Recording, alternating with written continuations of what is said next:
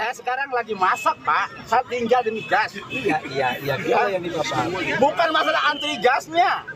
Anak kami lapar, butuh makan, butuh kehidupan, Pak. Oke, Bapak ya. Logika berjalan dong, Pak. Iya.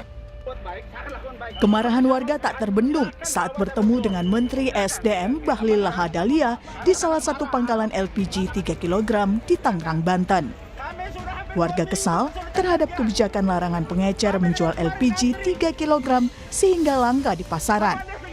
Warga minta pemerintah tidak menyusahkan rakyat.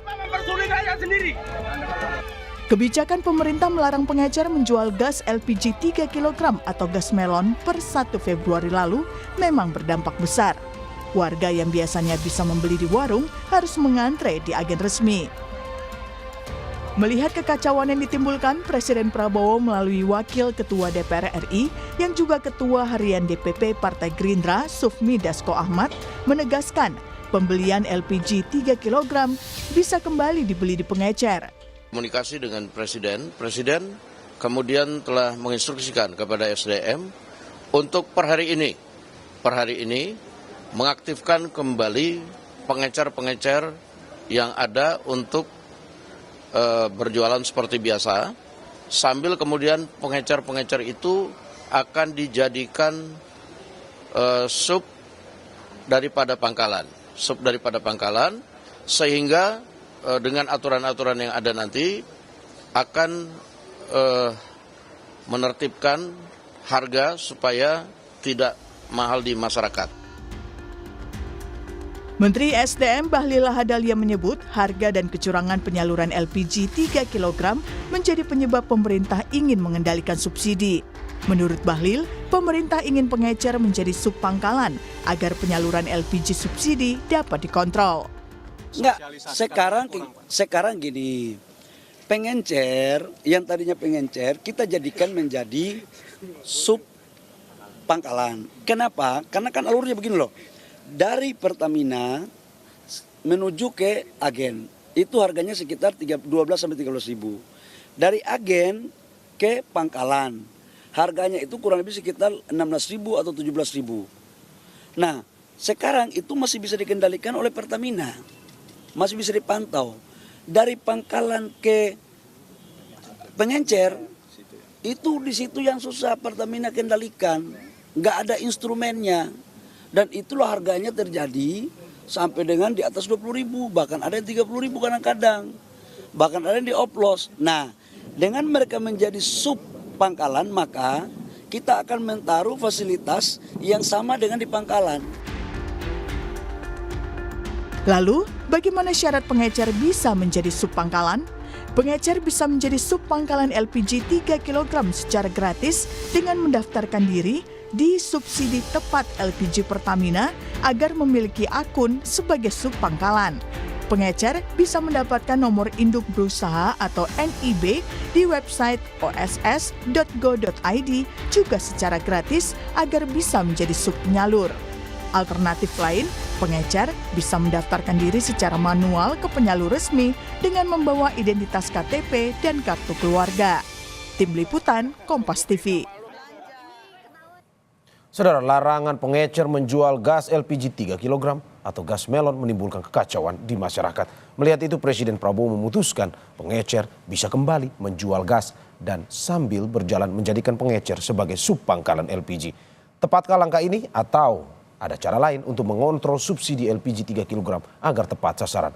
Kita bahas soal ini bersama Ketua Badan Perlindungan Konsumen Nasional atau BPKN, Muhammad Mufti Mubarok. Selamat pagi Pak Mufti. Terima kasih sudah di studio. Dan juru bicara Kantor Komunikasi Presiden atau PCO, Ujang Komarudin. Kang Ujang, selamat pagi. Selamat pagi. Terima kasih sudah di studio juga. Siap. Dan tersambung melalui Zoom, anggota Komisi 12 DPR RI dari fraksi Demokrat, Mulyadi. Selamat pagi Pak Mulyadi. Selamat pagi. Terima kasih Bapak-Bapak sudah bergabung di Dialog Sapa Indonesia pagi hari ini. Dan saya ke Kang Ujang. Kang Ujang, mengawal kebijakan Presiden. Belum sampai 5 hari tapi sudah berubah. Nah, bagaimana Kang Ujang, Presiden melihat hal ini? Apakah memang sudah tepat pada akhirnya dari sebelumnya ke pangkalan, akhirnya menciptakan sub-sub pangkalan? Ya, sangat tepat apa yang dilakukan oleh Pak Presiden. Pertama, berbasiskan kepada problem-problem persoalan yang ada di masyarakat. Ya. Lalu juga ada aspirasi. Ya. Beberapa hari gitu, 3 hari sulit mencari gas. Maka dengan tindakan yang tegas, cepat dan terukur, maka Presiden mengembalikan aturan agar mereka ya yang di bawah itu bisa mendapatkan haknya, Ya. yaitu gas LPG 3 kg yang betul-betul masyarakat butuhkan tuh hadir ada. Ya. Tetapi kalau kita lihat apa yang dilakukan kemarin itu menjadi masukan juga bagi kementerian, gitu, bagi para menteri agar memang dalam konteks bekerja ya berbasiskan kepada kepentingan rakyat. Ya. Kepedulian Pak Presiden sangat jelas, sangat nyata, yaitu apa yang menjadi kepentingan, apa yang menjadi aspirasi, apa yang menjadi keinginan dari masyarakat untuk menghadirkan harga ya yang stabil, lalu juga gas yang tersedia itu menjadi penting. Oleh karena itu langkah ini adalah langkah strategis sehingga apa yang dilakukan oleh Pak Presiden menjadi solusi bagi seluruh rakyat Indonesia, bagi publik melihat bahwa persoalannya langsung selesai, langsung tuntas. Ini yang menjadi keinginan kami bahwa ketersediaan gas LPG 3 kg itu ya tidak sulit masyarakat untuk mengakses.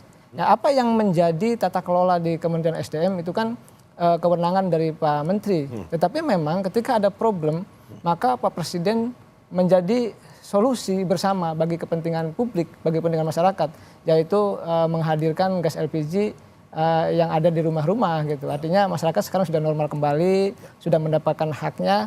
Tinggal bagaimana ke depan memastikan bahwa program ini tepat sasaran. Lalu juga tidak ada oplos-mengoplos. Yang ketiga juga harga nanti juga stabil.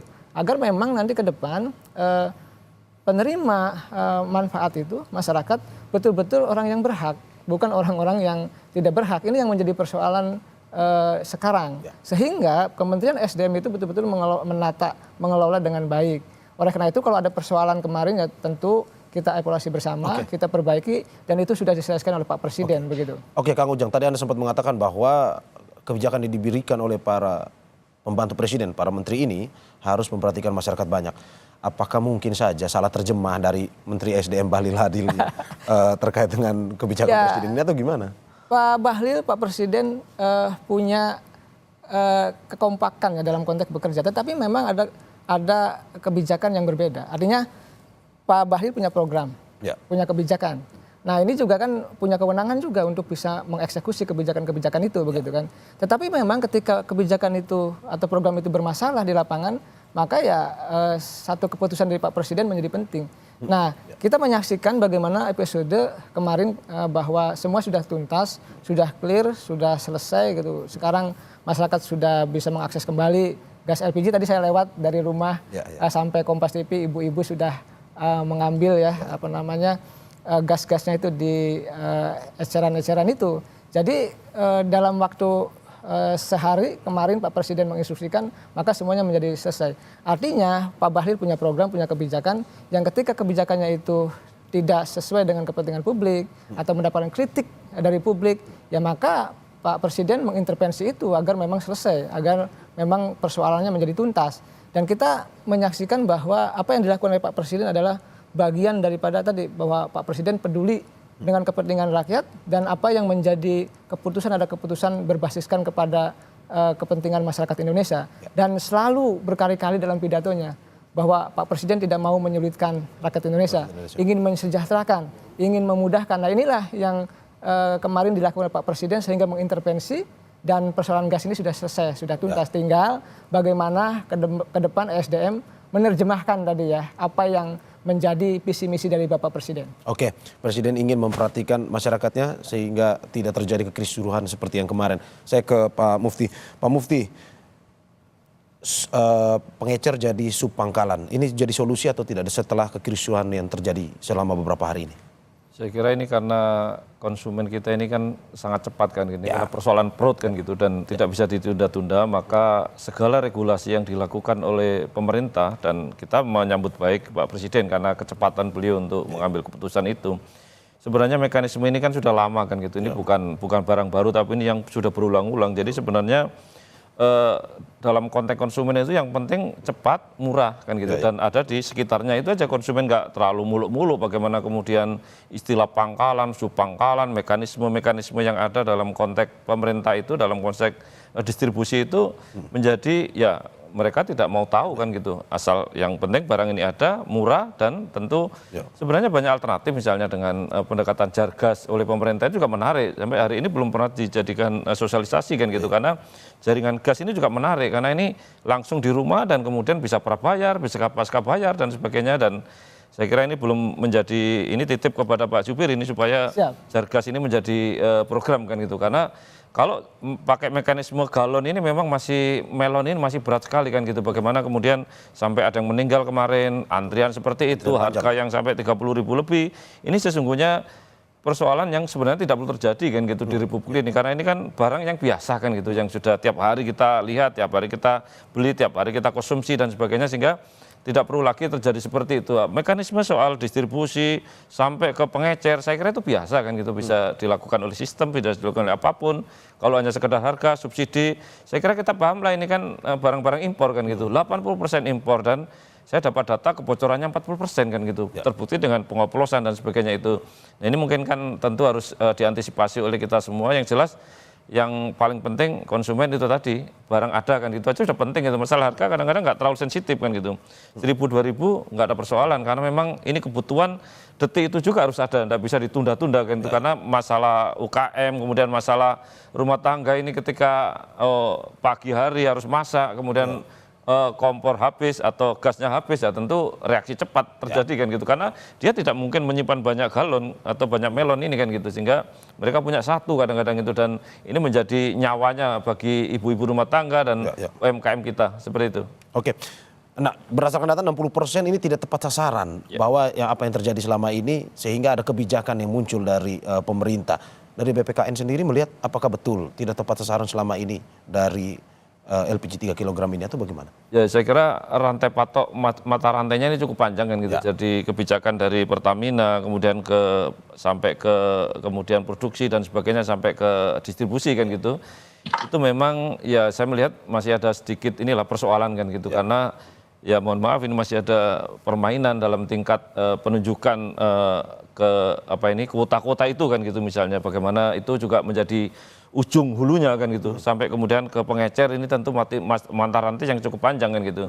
Tetapi bahwa subsidi ini tentu harus dipahami, ini adalah kebutuhan rakyat, yang tidak hanya sekedar ngomong subsidi, kan ini juga anggaran untuk rakyat kan gitu. Artinya kita tidak perlu lagi bicara soal subsidi tidak tepat sasaran, tetapi bahwa kebutuhan perut ini nggak bisa ditunda-tunda kan gitu. Artinya ya sudahlah, ini untuk hal ini mohon pemerintah sadar kan gitu. Artinya jangan hanya sekedar anggaran sekian, tetapi kan ini untuk rakyat, bukan untuk siapa-siapa kan gitu. Jadi sebenarnya kalau mekanisme tidak tepat sasaran, memang saya kira ini perlu dirapatkan dulu dengan DPR dan kemudian dengan masyarakat, bagaimana supaya tidak terjadi subsidi yang tidak tepat sasaran kan gitu. Artinya ya bagaimana kemudian kami semua misalnya ketika kami kehabisan LPG yang 3 kilo, kemudian cari yang tidak subsidi, ini barangnya nggak ada kan gitu.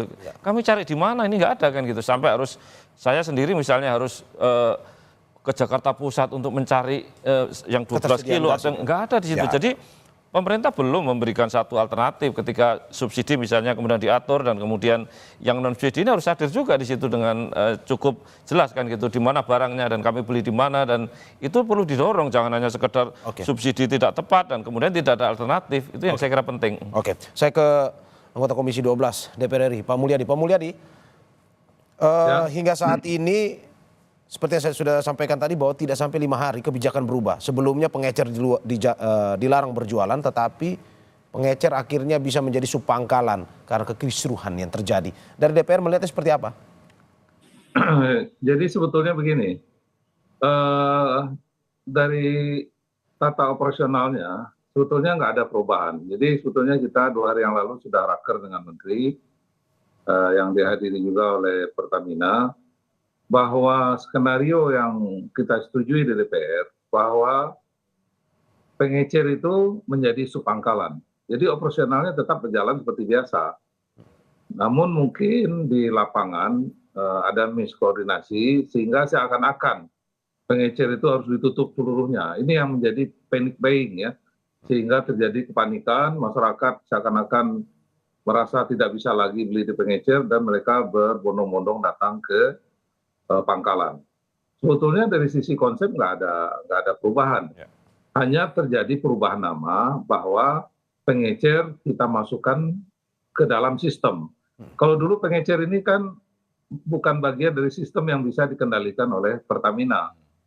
Karena kenapa? Kenapa maksud dari menteri ini sebetulnya baik, yaitu bahwa supaya harga di pengecer ini bisa dikontrol. Kalau sampai pangkalan Pertamina dengan sistem IT-nya bisa mengontrol harga dan jumlah tabung yang didistribusikan ke masyarakat seberapa banyak. Tapi begitu pengecer membeli dari pangkalan, itu harga tidak bisa lagi dikontrol. Nah, ini yang menjadi keluhan masyarakat. Ini yang menimbulkan dari hasil penelitian 60% barang subsidi ini tidak tepat sasaran. Jadi maksud dari kementerian, pemerintah, mereka ingin mengontrol di paling akhir dari penyaluran distribusi ini, yaitu di pengecer. Sehingga kalau dia sudah masuk ke dalam sistem IT Pertamina, mereka bisa mengontrol setiap pengecer setiap hari berapa menyalurkan dan berapa harganya. Ini dalam rangka juga sebetulnya merespon apa yang disampaikan Pak Presiden Prabowo agar barang subsidi ini betul-betul tepat sasaran. Terus yang kedua, ini juga sekaligus membuktikan bahwa pangkalan itu belum berfungsi secara optimal. Karena konsepnya pangkalan itu yang diskenariokan oleh Pertamina, 80% pangkalan itu melayani langsung ke masyarakat. Hanya 20% yang boleh diberikan ke pengecer. Nah, ini praktek di lapangannya itu biasanya terbalik. Begitu pangkalan difungsikan secara optimal, mereka juga nggak siap. Karena mereka tidak terbiasa melayani masyarakat begitu banyak. Padahal skenarionya pangkalan ini harus melayani masyarakat 80%. Hanya 20% yang boleh ke pengecer. Nah, jadi kami Komisi 12, waktu pada raker kemarin, dapatkan kami juga sudah konferensi pers kemarin untuk menenangkan masyarakat, bahwa tata operasionalnya tetap berjalan seperti biasa, sambil Pertamina dan pemerintah mendata pengecer ini untuk dimasukkan ke dalam sistem. Karena kalau dia tidak masuk ke dalam sistem, mereka nggak bisa dikontrol.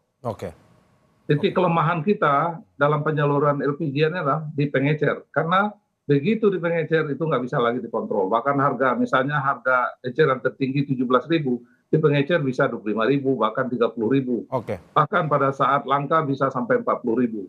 Nah, ini yang sebetulnya tujuan dari pemerintah dan Pertamina ke depan, sedikit demi sedikit, bagaimana target atau sasaran subsidi ini betul-betul lebih tepat sasaran. Itu aja sebetulnya. Tapi Pak Mul, melihat bahwa kemarin sempat terjadi kekisruhan, apakah mungkin saja dari DPR melihat ada sosialisasi yang belum tuntas yang dilakukan oleh pemerintah sebelum akhirnya kebijakan ini diberlakukan? Ya mungkin ini soal sosialisasi, soal koordinasi. Maka dari itu kami meminta mungkin ada masa transisi ya. Jadi tetap beroperasi seperti saat ini, pengecer juga tetap menjual sambil Pertamina melakukan pendataan kepada seluruh pengecer. Agar pengecer ini masuk ke dalam sistem IT Pertamina.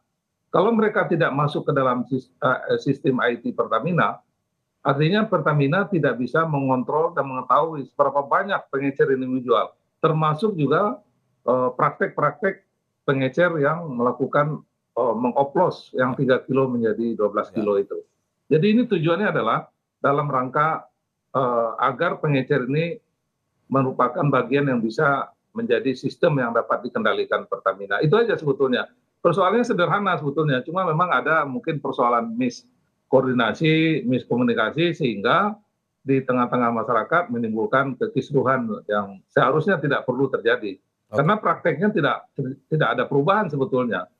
Cuma terjemahannya menjadi bermacam-macam. Nah, ini mungkin juga kurang sosialisasi mungkin ya dari pemerintah kepada pelaksana, dalam hal ini Pertamina.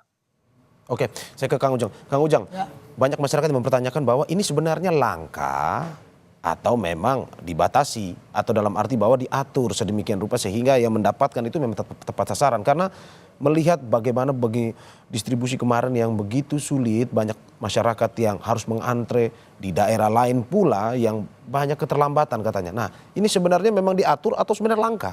Ya, sudah terkonfirmasi ya. Ya. Pak Dasko juga sudah mengatakan, Pertamina juga sudah mengatakan juga di publik bahwa barangnya ada. Gitu. Sangat clear itu, sangat jelas. Ya. Yang jelas adalah ada penataan. Oke. Penataan selama ini subsidi dinikmati oleh orang-orang yang tidak berhak. Oke. Maka tadi kebocorannya gitu ya 60%. Oleh karena itu pemerintah perlu menata ini agar memang nanti kelihatan siapa yang membeli, berapa yang dibeli, lalu juga berapa harganya, itu bisa dikendalikan. Nah selama ini kan harganya ya luar biasa berbeda-beda dan itu merugikan masyarakat. Nah dalam konteks menata regulasi ini tentu tadi mungkin ada mispersepsi, ada kurang koordinasi yang dianggap merugikan publik. Tetapi kan semua sudah diselesaikan oleh Bapak Presiden ya. Sudah clear, sudah jelas, semuanya sudah normal kembali. Ya ini tadi jadi soal barang sudah terkonfirmasi, barangnya ada sangat jelas, tidak